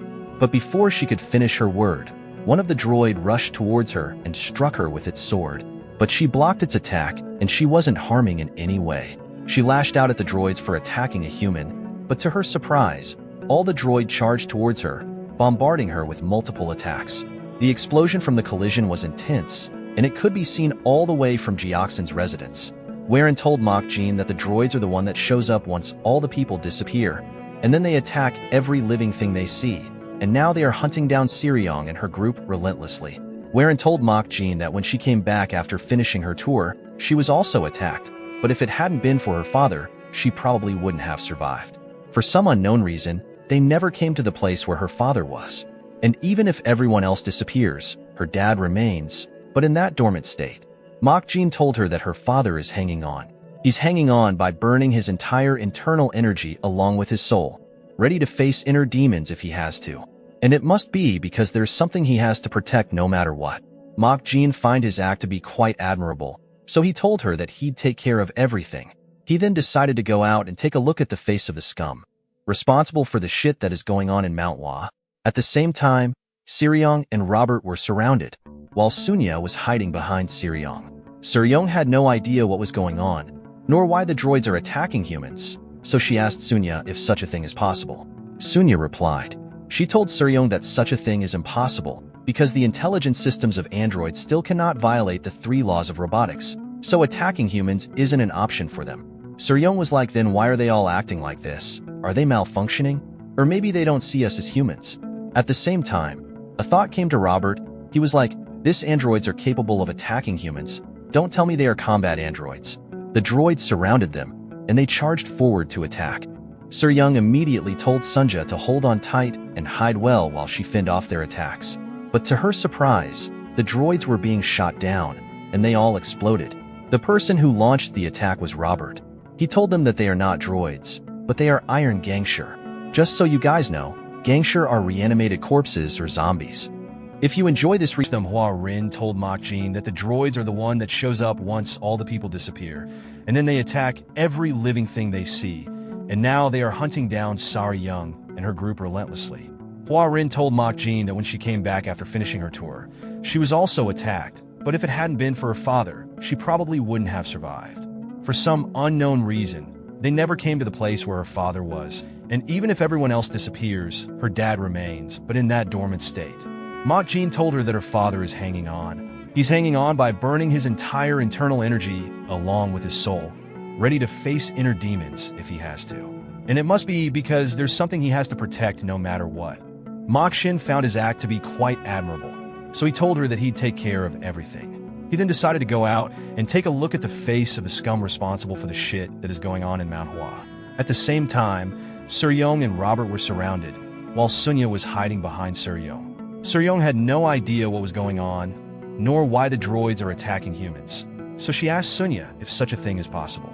Sunya replied. She told Seryong that such a thing is impossible because the intelligence systems of androids still cannot violate the 3 laws of robotics, so attacking humans isn't an option for them. Seryong was like, then, why are they all acting like this? Are they malfunctioning? Or maybe they don't see us as humans.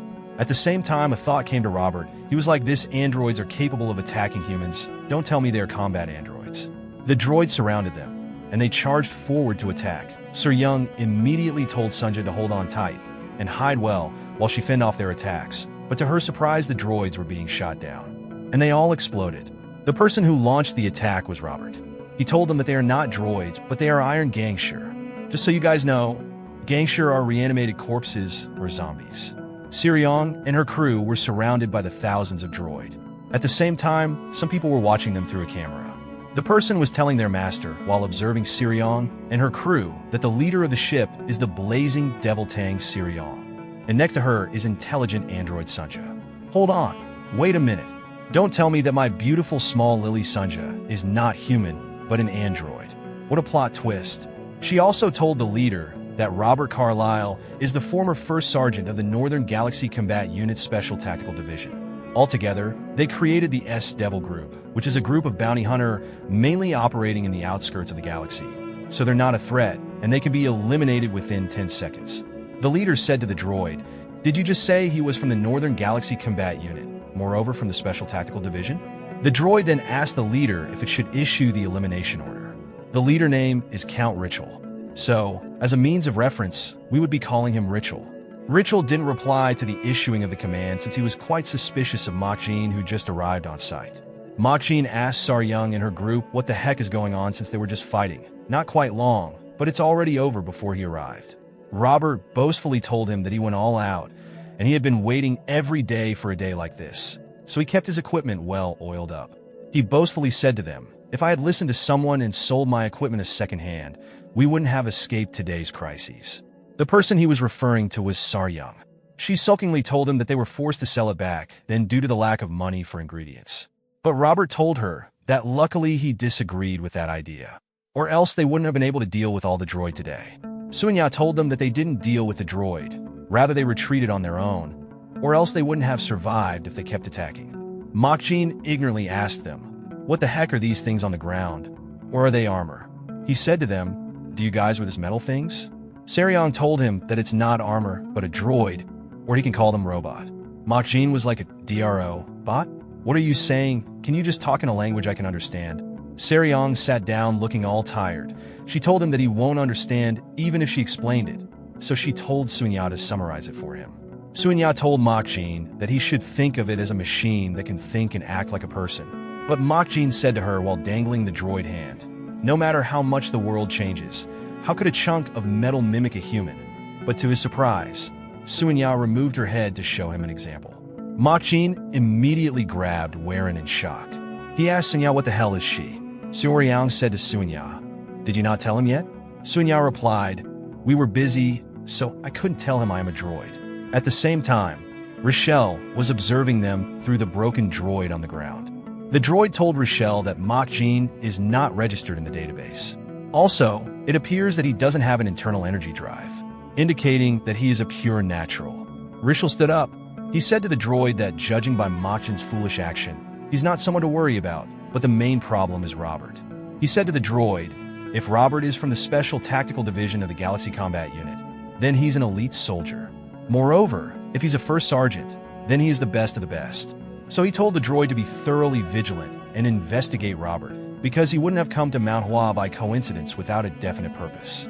Somewhere in the Milky Way, a ship was moving at an incredible speed, heading to Heavenly Demon's Sect District.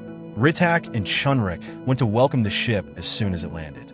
A person then came down the ship's stairs and walked towards Ritak and Chunrik. Ritak said to the person, "Thanks for coming such a long way, officer."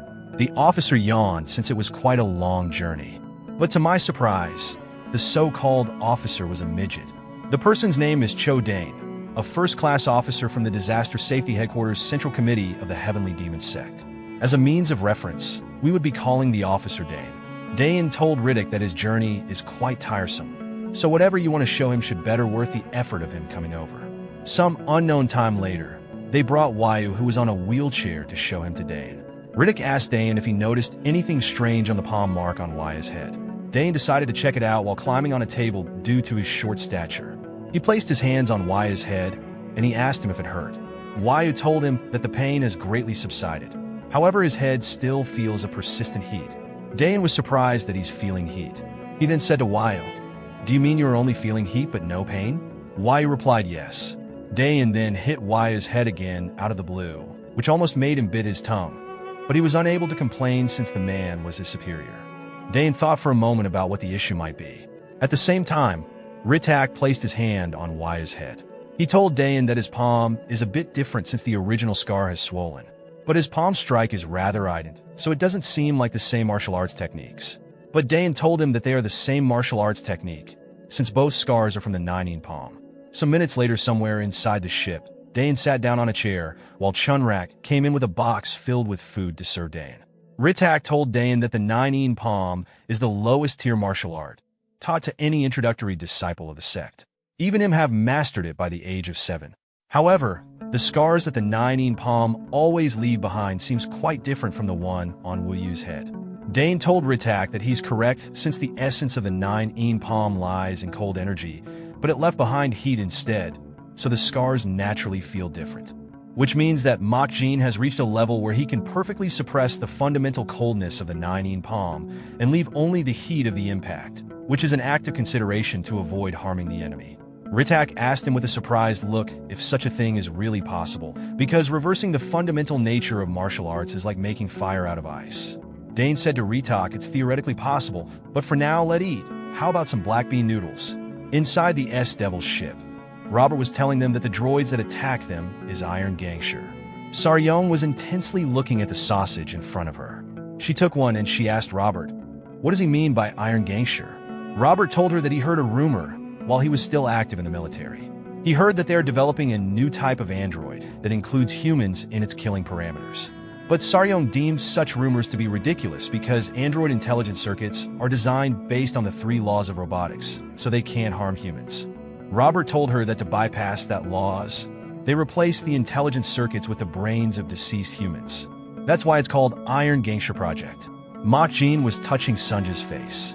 He asked her, is she really not human? Sunja asked him if she should take off her head for him again. She can also disassemble her arms and legs. He told her there's no need for that. He was more surprised at how bizarre the world has become, so he told her that they should eat. But to his surprise, the food is finished. Sir Young told Robert that what he is saying about the Iron Gangster makes sense based on the fact that they attacked them, although it's too absurd to believe. But what's more insane is that they're using the brains of people to power the Gangster. And as she turned around, she noticed the death stare on Machin's face, so she asked him what is wrong with him. But she realized that he was angry because of the finished sausage. She then told Sunja to grill some more hot dogs and feed him, but Sunja told her that the sausage is finished. Seo Young was like, then there is nothing we can do. She stood up, and she told them that they need to get a clear grasp of the situation, since it does feel like they're caught in a rather unlucky situation. But to her surprise, Mach Jin became furious out of the blue. Mach Jin said angrily while exuding a small amount of energy, "Such disrespectful beings. Even if the era of the martial world's etiquette is gone, daring to steal my food is a crime, even if they didn't know his true identity. He have already declared himself as the supreme heavenly demon. So how dare they show such disrespect?" Suryong was like, "What the heck is he saying?" Robert replied, "Are you asking me?" She said, "Oh, right. He did say he's the supreme heavenly demon," but she was completely clueless by what he meant by supreme.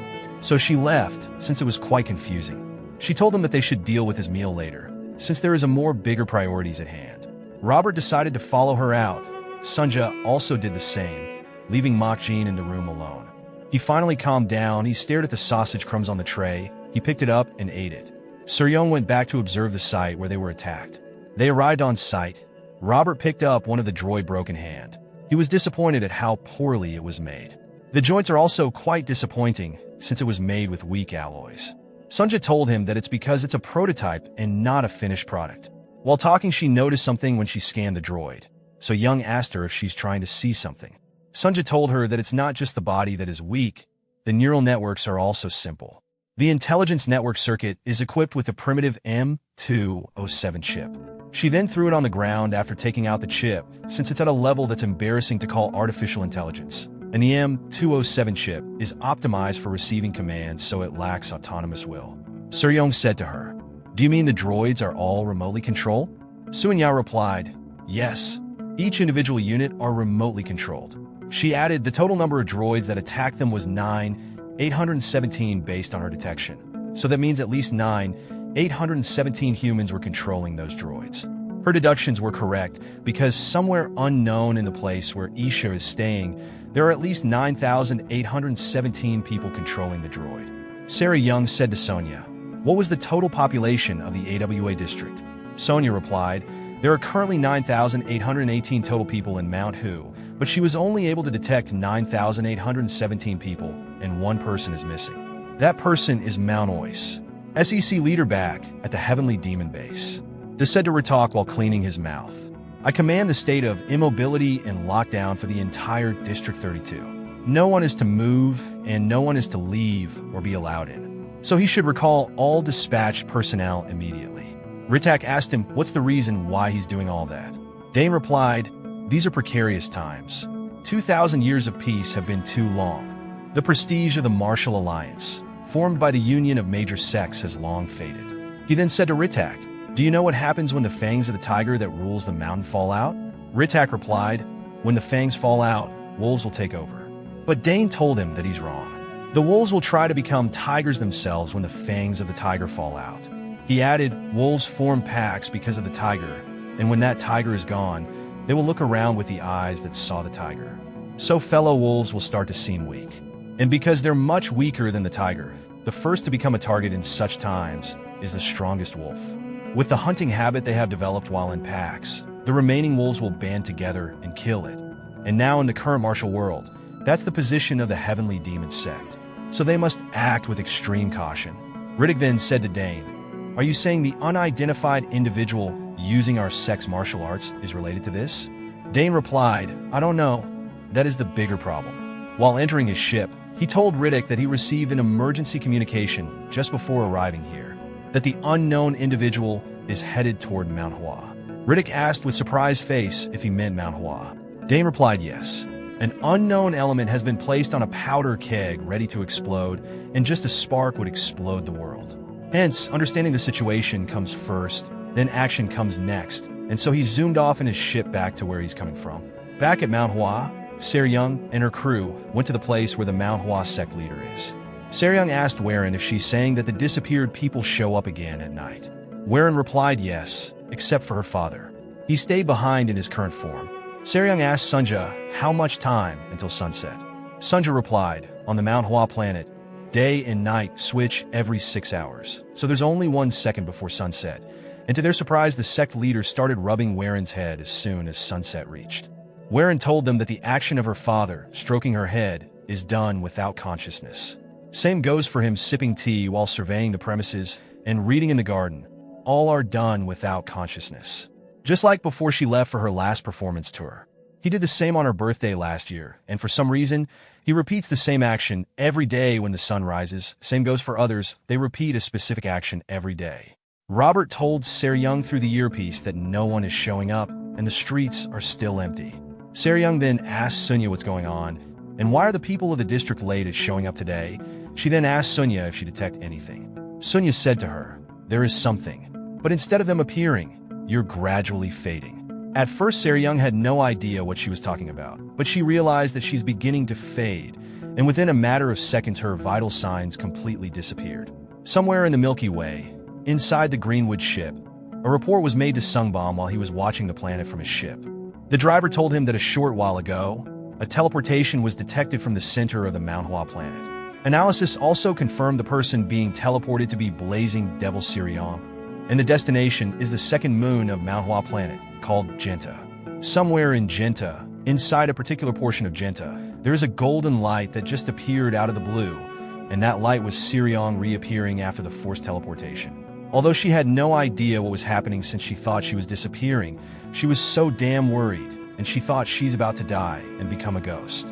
She was like, no, bring me back to life, I still have so much to do.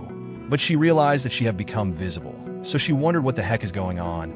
And when she turned around, she was surprised when she saw Rishal behind him, but she had no idea who he is.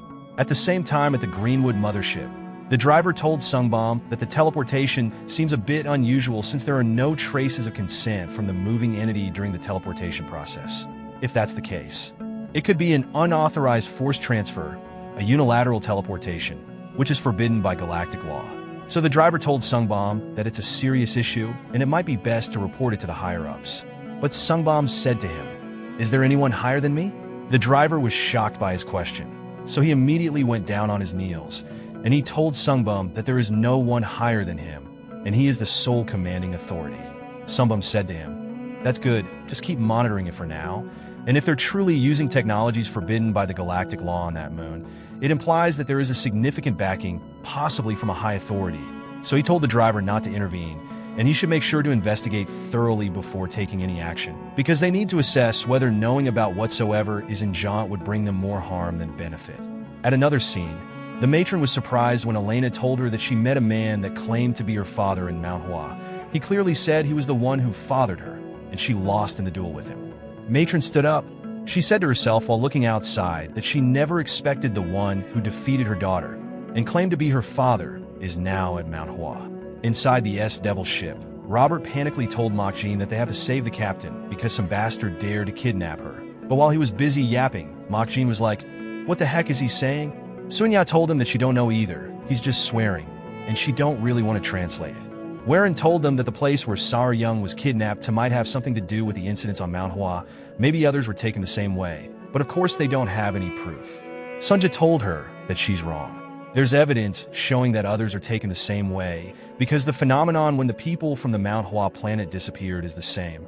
It's a forced teleportation without the mover's consent, which highly suggests unilateral teleportation forbidden by the galactic law.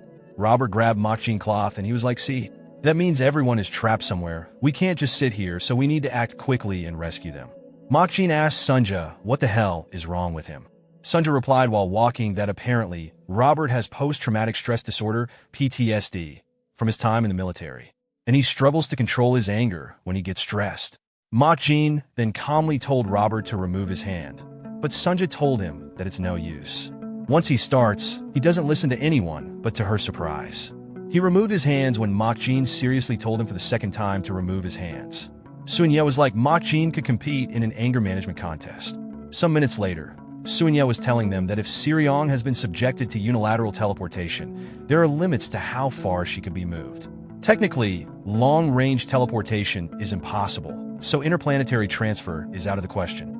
Then it's either within the MTWA planet or one of those two moons over there. Mokjin asked her, "Where exactly is it then?" She said to him, "Since the MTWA planet still has no life signs except for the MTWA sect leader, then they can rule it out. So they're now left with those two moons, Genta and Cicerus. Although there are life signs on both, so it's hard to pin down an exact location since the moon are too close, so they have to guess." She thought about it for a moment, and she ended up choosing the golden planet, Cicerus, since Saryong loves the color gold. But she was completely wrong because Saryong is currently at Genta. Saryong asked Rishal for his identity. Instead of replying, the droid started analyzing Saryong. The droid told Rishal that she has an externally mounted one for Giga internal energy drive and a 3 Giga ultra high density, high capacity internal energy drive embedded in the body. The only external weapon she has is the electronic soft sword attached to her waist. Rishal said with a disappointing tone, "You just have a 3 Giga internal energy drive. A backwater bounty hunter hiding something that she can't even use." But Saryong said to him, "Who are you? Are you deaf?" At the same time, somewhere unknown, there is plants surrounded in minimal light.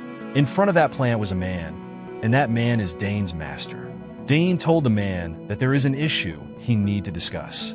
The man said to him, "I know, isn't what you want to discuss related to the events at Mount Tai planet, and you have been tasked with solving it." The man then said a proverb, "Do not act impulsively, and wait until the bud fully blooms. Only then can you tell if it's a poplar or a willow tree." So he told Dane that they must wait until the entities backing him are completely exposed. Only then can they strike decisively. The man was like, "I raised you to understand as much, or have you not matured enough?" Dane didn't reply. In his mind, he would be like, "Is this man kidding me right now?" The master turned around. He said to Dane, "Is there another issue that you want to talk about? What could it be that has brought out your childishness?" Dane told the man that during his investigation into the matter, someone unexpected appeared. He performed the sex martial arts and reached the level of reversing the energy flow. And he also knows about the sex secret technique, Demon Heart's Sura Sword technique. Moreover, he had reached the pinnacle of mastery. But the problem is that this person is not affiliated with their sect. At first, the man calmly told Dane to kill him, but Dane said to him, "What do you mean?" The man then furiously said to Dane, "The person is an anomaly, a monster to be precise. So find him and kill him without fail, and he must be killed at all cost." And so Dane went out on another mission to hunt down our protagonist, digging his own grave. In the last video, we saw the big boss of the Heavenly Demon sect send his officer to take out our hero. If you missed parts 1 and 2 of this crazy saga, hit the icon up top to catch up. Now let's jump right into the next part. Boom, Dane's off again, on a mission to hunt down our stubborn protagonist. Dude's just digging his own grave at this point. We're already caught up to the last chapter, so brace yourselves for fresh updates after every 3 chapters. Oh, and don't forget to smash that like button, hit subscribe, and drop your spicy thoughts in the comments. Back at Jinta, Seo-young asked Rosal again to speak up, unless he was, deaf. But Rosal? Nah, he just sipped his drink like it was a lazy Sunday, then casually ordered his droid to test Seo-young's strength. In a flash, the droid zipped behind Seo-young. Blink, and you'd miss it. She tried to react, but it was too late. That droid had her by the neck like it was some kind of basketball. Seo-young's eyes went wide. Like, how in the galaxy is this droid so fast? Rosal, cool as ever, put down his teacup and said, "Stop resisting. Answer my questions, and maybe I'll spare you a life of eternal misery." But Seo-young? She wasn't having any of it. She broke free from the droid's grip and told Rosal where he could shove his questions.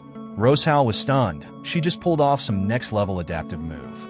She whipped out her weapon, sending a whirlwind of energy flying, but the droid was ready. It blocked, counterattacked, and boom, landed a hit on her hand. Now Seo-young was on defense. Rosal calmly reminded her, it's pointless to struggle. This droid's got data on all the martial arts in the world. After clashing with the droid for a bit, Seo-young realized he wasn't bluffing. But giving up? Not in her vocabulary. She zeroed in on the droid, aiming to take it down. But the droid dodged like it was a game of tag, then bam! Punched the attitude right out of her, sending her flying like a ragdoll. But our girl Seo-young's tough. She stood right back up, wiped the dirt off, and got ready to bust out some new sword technique. Rosal had no clue what she was up to, but he knew it was time to focus. Seo-young was drenched in sweat, knowing this fight wasn't going to be a walk in the park. Her regular moves? Useless. The droid zipped behind her again, trying to pull the same sneaky trick, but Seo-young was ready this time. She blocked the hit with her weapon, cutting the damage down to a cool 10%. Using the impact, she flipped midair, already prepping her next move. The droid lunged forward, and Seo-young fired her weapon like a bullet. But the droid? Nah, it slapped that attack away like it was nothing and rushed in for a head-on strike. Normally, Seo-young might have panicked, but today, she was chill. This was all part of her plan. Just as the droid's hand came in for a palm strike, Seo-young's weapon coiled around its arm like a snake. Before it knew what hit it, her weapon sliced right through the droid's hand and bam! Straight into its head. The lights went out, and the droid hit the floor. Rishal, wide-eyed, shattered his cup in shock. She had just pulled off the Dark Heaven Blood Dragon Dagger, a technique straight from the supposedly wiped-out Sichuan Tang clan. The droid hit the deck, or whatever the robot equivalent of died is. But before it could fully strike, the Force still managed to mess Seo-young up on the inside. Rishal, still processing what just happened, demanded to know her real identity. But Seo-young? She wasn't interested in chat time. Things were getting real. Wait a sec, Rishal muttered, his mind blown. The Tang clan was wiped out 10 years ago. How do you know their secret arts? But Seo-young? She was already powering up, her energy levels spiking to max. Desperate times call for max-level Xuanwu arts. And she was about to show Rishal what real power looked like. As Rishal was still reeling from the shock of her moves, she tapped into the Xian Wu Divine Arts, a secret technique only the Tang clan's top dogs knew about. His mind? Blown again.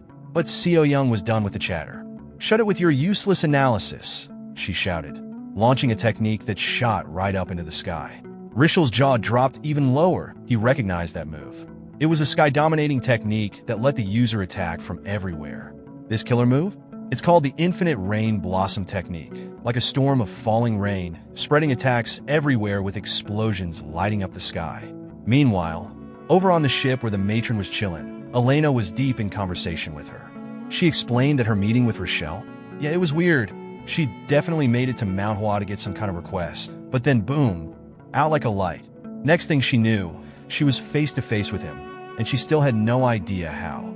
The matron? She was on top of it, saying it was some kind of unilateral teleportation trick. Rochelle had told Elena not to freak out since he brought her there to grant her wish, but she was totally lost. He went on to say he knew exactly what she wanted. To get stronger, to have the world beneath her feet. After all, she didn't earn the title of 8-foot fighting ghost for nothing. She'd been turning spaceships into dual arenas, chasing one battle after another. But the closer she got to her goal, the further away it seemed. Despair hit hard, and she was crying herself to sleep every night. That's when Rochelle stepped in to give her the strength to finally look down on the world. She wasn't having any of it, though. Her killing intent flared. and she demanded Rochelle tell her who he was and what he really wanted. Rochelle just stood up, saying the only way she'd understand was through battle. The fact that he knew everything about her, that only made her angrier. She told the matron that they did fight, but no matter what, nothing worked. Sound familiar? That's exactly what was happening to Seo Young right now. No matter how flashy her moves, she was still getting wrecked. The biggest plot twist? Rochelle was actually a modified droid, and when Elena had been defeated, Rochelle had dropped a bombshell. He was going to make her as strong as he was, because she was his daughter. Flash forward to the present. Rochelle has Seo Young by the neck, demanding answers. If she cooperated, he'd make her frail body strong, just like he did with Elena, but it came at a price. She'd have to abandon her useless mind. He called it steel fortification, and even the matron was surprised. And right as all this madness was going down, the showdown we've all been waiting for was about to kick off. Sunya? She picked up something on the radar just as she was about to go searching for Seo Young. What popped up in front of them? A ship, and Robert, clueless as ever, furiously yelled at Sunya to tell the ship to move. Otherwise, he'd just smash it to pieces. But Sunya was like, "Whoa, chill." She explained that even though the ship looked small, it was actually a Celestial-class battleship, leagues above theirs. Oh, and it belonged to the Heavenly Demon sect. Yeah, no smashing that. A little later, Dane showed up on the S-Devil ship, standing right in front of Mokjin, who, by the way, was casually munching on a sausage like he'd woken up after 2,000 years just to have a snack. Robert, trying to keep it polite, asked Dane what a Heavenly Demon sect member was doing here, but Dane wasn't in the mood to chat. Instead, the short guy marched up to Mokjin and, with all the confidence in the world, introduced himself as the first-class officer of the Disaster Safety Headquarters Central Committee of the Heavenly Demon Sect. Then he sat down like he owned the place and told Mokjin to just speak casually with him. Robert's brain nearly short-circuited. This kid was a first-class officer? That's like super high up in the Heavenly Demon Sect hierarchy. Dane, getting straight to business, told Mokjin he had a big favor to ask. Stay out of the mess that was unfolding. The mastermind behind it all was a guy named Rishal Archimand. He used to be one of the top scientists, leading the charge on developing military weapons for a human government contractor in a project called Steel City. But Rishal went too far with his unethical experiments and got kicked out. Then he vanished. Now he's back, hiding here and running some mega-scale experiments. Turns out, Rishal didn't just get expelled. He was secretly funded, possibly by factions within the human government's military. After Dane finished dropping all this hot info, Mokjin looked at Sunya and casually asked for water. Yep, water. Not exactly the reaction Dane was expecting after that info bomb. Dane was flabbergasted. Who is this guy? But it was Robert who was really shook. He pointed out that if a military faction was involved, then this whole thing ran way deeper than just some rogue scientist. Dane confirmed, saying this was way beyond what civilians could handle, and they needed to stay out of it. Robert, still fuming, shot back. What about our captain? She's been kidnapped. Dane, colder than a snowstorm, shrugged and replied, all you can do is pray for her. That hit a nerve. Robert slammed the table, furious. Pray? That's nonsense. We're rescuing her, and I don't care who you are. If you try to stop us, it's not going to end well for you. Mokjin, having just finished his water, casually chimed in. Look, I'm not trying to get involved, but I'm definitely not following your orders. Then, eyeing Dane, he asked, why are you giving us all this intel? You're clearly trying to use us to dodge responsibility. Mokjin thought to himself, this kid, barely out of diapers, thinks he can manipulate me? Dane, a little ruffled, asked Mokjin, who are you, noble one? Mokjin wasn't having it and just threw the question back, asking if that's why Dane came. Dane? Speechless. So, Mokjin stood up, stating that if Dane wasn't willing to spill the full truth, then there was no point in continuing this. Turning away, Dane pressed further, asking, are you sure you have no ties to the Heavenly Demon sect? Mokjin, cool as ever, didn't hesitate. None. Dane, standing on a chair now, said, all right, I'll take your word for it. For now. But I just want to confirm, if you're really not connected to the sect, your next moves have nothing to do with them. Mokjin nodded, understanding the drill. With that, Dane made his exit. As Mokjin watched him leave, he couldn't help but feel a bit relieved. There were still talents in the Heavenly Demon sect, though they were clearly a little too green for his taste. Meanwhile, Robert was gearing up to search for Sunya. She agreed, but pointed out that their coordinates had shifted. Instead of heading to Moon Cicerus, They were now bound for Moon Genta. And guess who sent those coordinates? Dane, of course. Back on Moon Genta, things were looking bleak for Seo Young. After getting stomped by Rochelle, she found herself dragged into an operating room. Waking up groggy, she groaned. "What are you planning?" Rochelle, surprised to see her awake so soon, smirked. "Impressive. Waking up this fast. Your noble bloodline must be something special, lady of the Sichuan Tang clan." Seo Young, still groggy but defiant, asked again, "Where are we? And what are you planning to do to me?" Rochelle, in full creepy villain mode, reassured her with a sinister smile. "Don't worry. I'm going to free you from all your pain." His plan? To wipe her memories, even the darkest parts, and turn her into an iron gangster, a mindless puppet who only knows obedience. Seo Young naturally tried to resist, but Rochelle just chuckled. "Futile," he said. "I've blocked all your meridians, paralyzing your nervous system. Your body won't respond to you anymore. You're just a good pet waiting for orders now." But even in this helpless state, Seo Young wasn't giving up. She fought hard. Rochelle, still calm, insisted it was pointless. Until she appeared right in front of him. Blood flowed from her eyes like crimson tears as she hissed, "Don't be foolish. You might kill members of the Sichuan Tang clan, but you'll never dominate us." Before Rochelle could react, Seo Young plunged her hand into his chest, her touch like death itself. Poison flowed from her hand, melting his skin on contact. She revealed the poison as pigeon blood poison, a deadly gift given to every Tang clan member at birth, meant to be used in their final moments. "The more my heart burns, the stronger the poison becomes," she said, watching Rochelle's body begin to dissolve. "It can melt anything, even metal." Rochelle, now trembling in fear, tried to scramble away, but Seo Young wasn't letting him go. "The stronger my emotions, the deadlier the poison, and I'm ready to take you down with me." But just as she was about to finish him off, a familiar foe, the droid she defeated earlier, came out of nowhere, slicing her hand clean off. Blood sprayed across the room, and before Seo Young could react, an alarm blared, signaling the arrival of an intruder. And who's the intruder? Yep, it's our big guy Robert. He found himself face to face with hundreds, maybe thousands of droids, charging at him with swords in hand. Robert, not one to back down, turned to Mok Jean, full of adrenaline. "I got this, you go save the captain." Mok Jean, without a word, zoomed off into action, diving straight into the hole the droids were pouring out from. Bang! He blew up the hole, sealing off the flow of droids, leaving the swarm that had already emerged for Robert to deal with. Robert stood there, speechless.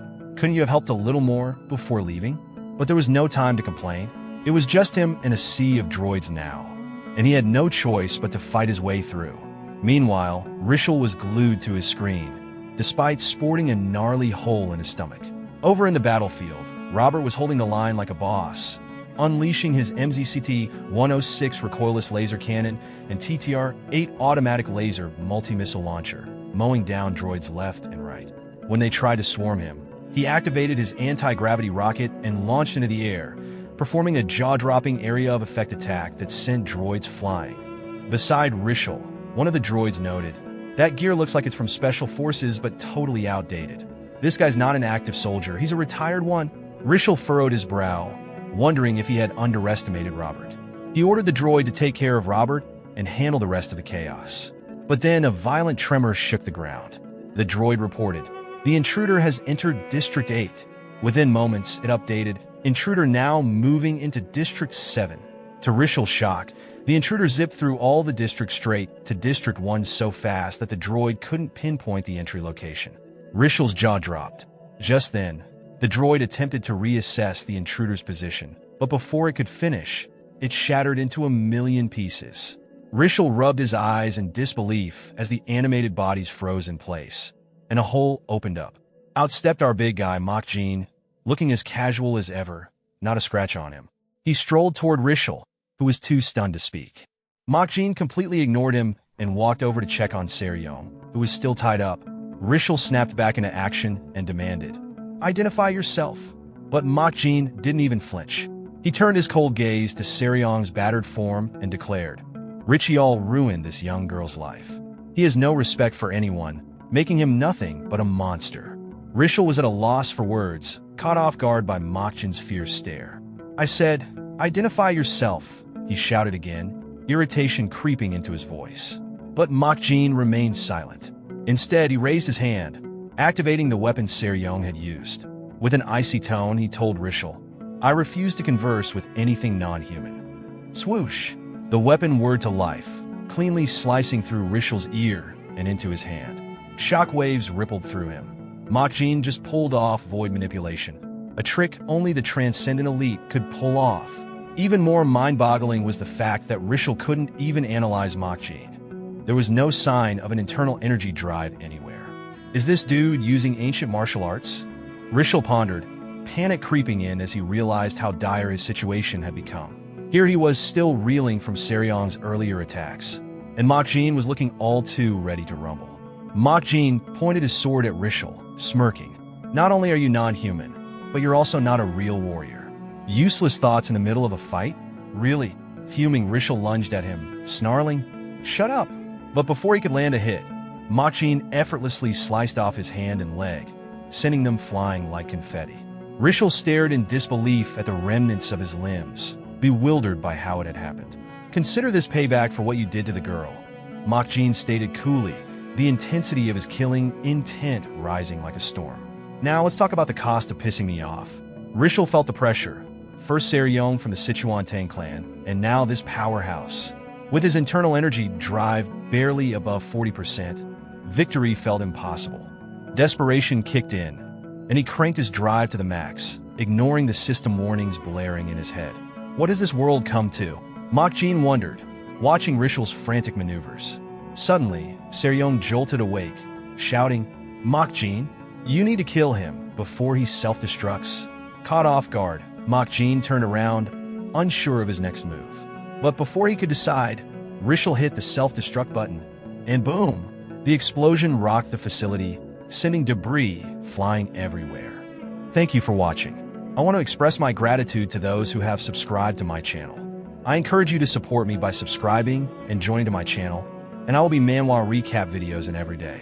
Thank you for your support, and I look forward to seeing you in the next installment.